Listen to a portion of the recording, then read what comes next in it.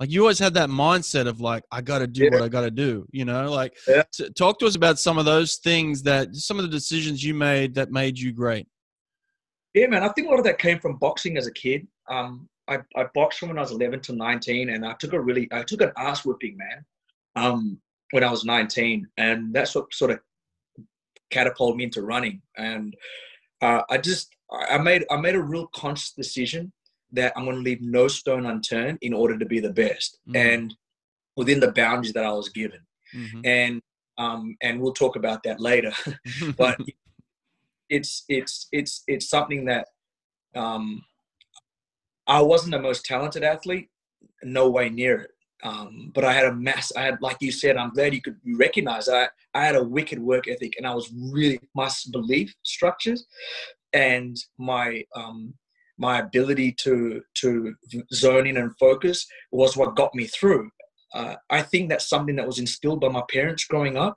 And I think it was something which it was a conscious decision that I made and the team of people that I put around me.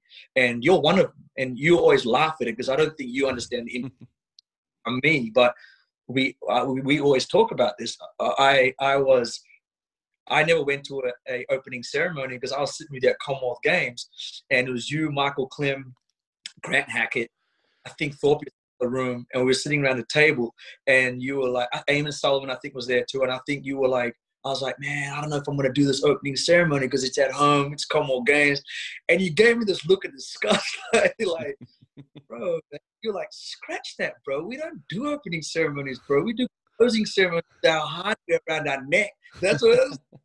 And it resonated with me where, like, the way you put it, and maybe that shifted now, like maybe young kids don't see it that way now, but at that time, it resonated with me with, yeah, you're right. I'm here to do a job, man. I'm here to whip ass. I'm not here, like, my job's not done. So what am I celebrating in the opening ceremony? I celebrate the closing ceremony culminating all my hard work. And if I've done it right, I'm walking away with some hardware.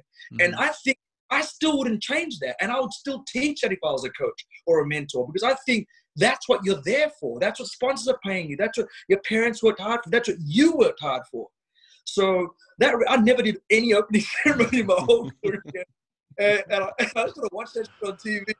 But it was something which, again, instilled a little bit, again, that hardness which then helped me in the ice bath, because all those little 1%ers in mentality shift and mentality change on what my purpose was. Because as you know, as an athlete, it's not a long time, but you have to make it a good time.